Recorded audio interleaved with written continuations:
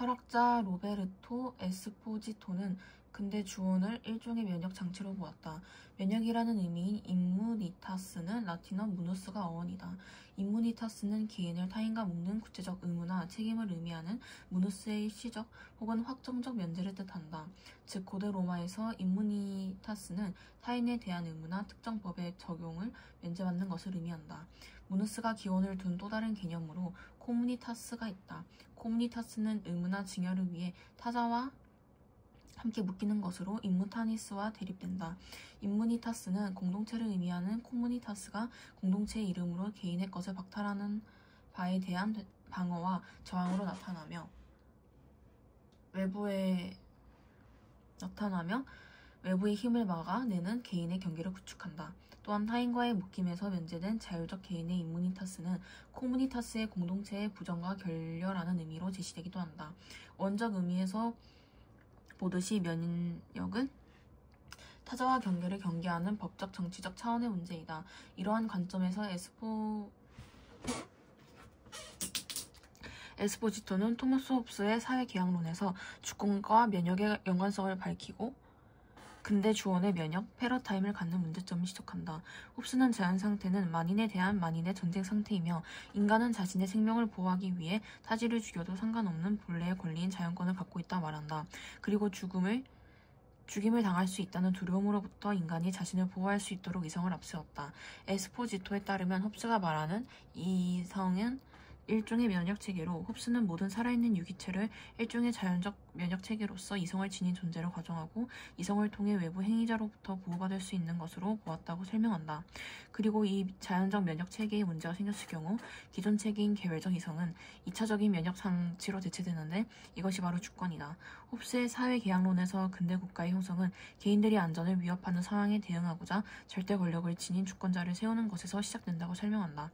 홉스가 보기에 개인은 사회성을 타고나지 않으며 절대적 주권의 조건하에서 원자적 개인으로서 자율성을 실행할 수 있다.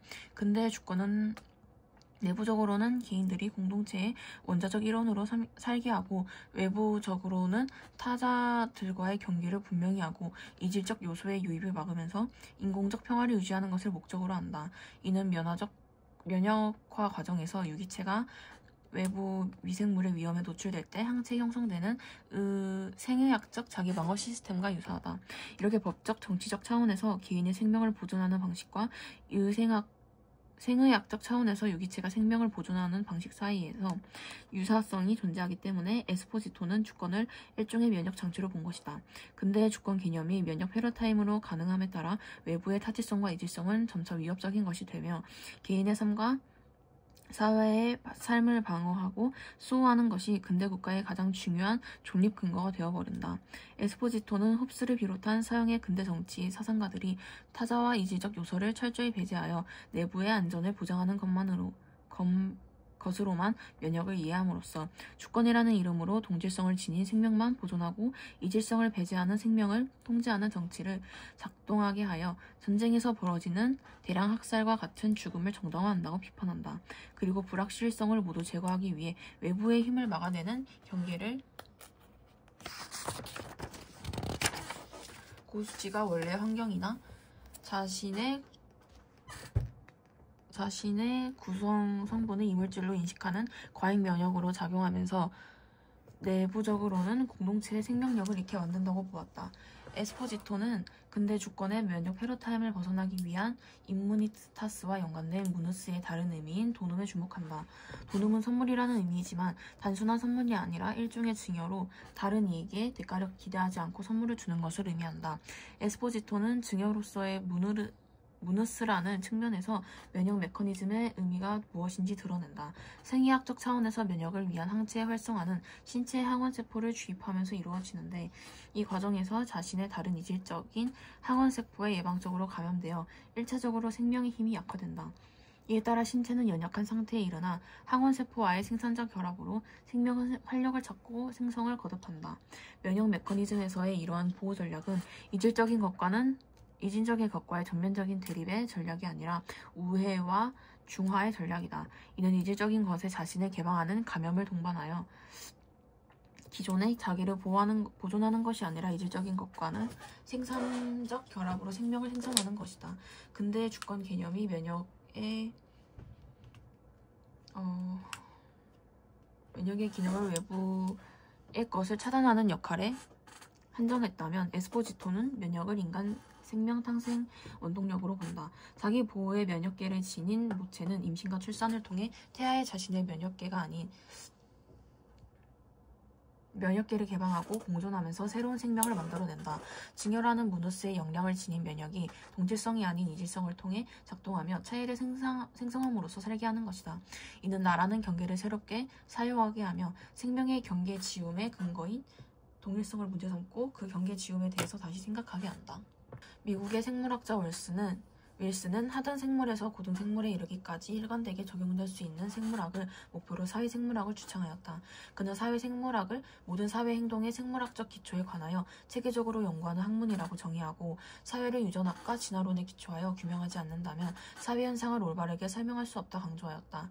특히 그는 인간의 윤리 문제도 생물학적 검증을 거쳐야 한다고 주장하였다. 사회와 윤리 등과 관련된 인간의 의식도 뇌의 시상하부와 되뇌 변형계에 있는 정서 중추에 의해 형성되어 제어되며 유전자의 특성이 이기적이든 이타적이든 생명체가 지니는 특성은 결국 유전자에 의해 결정된다는 것을 부인할 수 없다는 것이다. 윌슨의 이러한 주장에 대해 인문학적 통찰이 부족하다는 비판도 존재하는데 이러한 비판을 방어할 수 있는 철학적 근거로서 화이트헤드의 유기체 철학이 제시되기도 한다. 화이트헤드의 유기체 철학을 이해하기 위해서는 그가 자신의 철학에서 이념적 기초로 제시한 개념인 현실적 존재자에 대해 이해해야 한다. 화이트헤드에 따르면 현실적 존재자는 세계를 구성하는 궁극적 실제이다. 현실적 존재자는 다양한데 신도, 허공 속에 부유하는 먼지도, 우리 몸을 이루고 있는 세포도 모두 현실적 존재자이다. 이들은 존재적 중요성이나 기능에는 차이가 있지만 현실적 존재라는 면에서는 같다. 화이트헤드에게 있어 현실적 존재자란 과거를 주어진 조건으로 하여 미래를 새롭게 창출하는 과정 속의 실제이다. 그런 점에서 신도, 먼지도, 세포도 순수하게 독립적으로 존재하는 것은 불가능하다. 현실적 존재자는 과거, 현재, 미래로 이어지는 일련의 과정 속에 있기 때문이다. 화이트헤드는 우리의 현실 세계는 현실적 존재자들 사이의 관계망으로 이루어진 하나의 유기체라고 하면서 현실적 존재자들의 협력적이고 유기적인 관계를 강조하였다. 특히 그는 각각의 현실적 존재자들이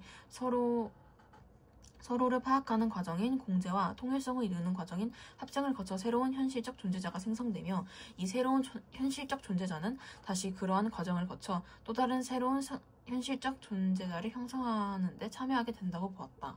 이때의 일련의 과정은 존재의 목적을 실현하기 위해 이미 정해져 있는 질서를 따르는데 하나의 현실적 존재자는 후속하는 새로운 현실적 존재자에게는 주어진 조건, 즉 여건이 되고 또 그 구성 요소가 될 수 있다고도 하였다.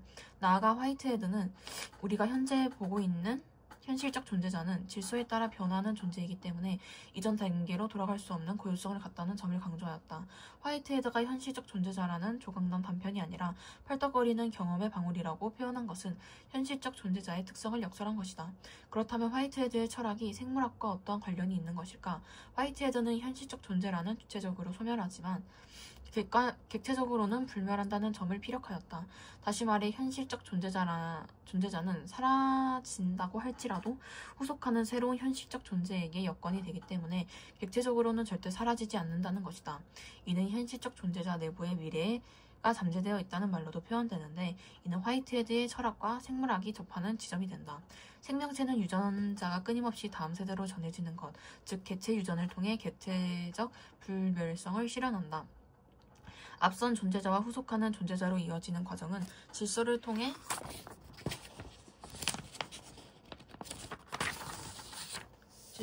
이루어지고 공제와 합생을 거치며 생명체의 존재 목적이 달성된다. 화이트헤드는 생명체의 존재 목적은 자신의 세대를 마감한 후에 다음 세대로 자신의 유전자를 물려주는 것이라고 말하며 이러한 목적을 생명 중추라고 칭하였다. 현실적 존재자로서 생명체는 개체 유전을 통해 생명 중추를 달성하고 미래의 존재자에게 결정 여건을 제공하게 된다는 것이다. 이러한 주장은 화이트헤드의 유기체 철학이 사회생물학의 유전자 결정론을 지지하는 근거로 평가되는 이유를 잘 설명해준다.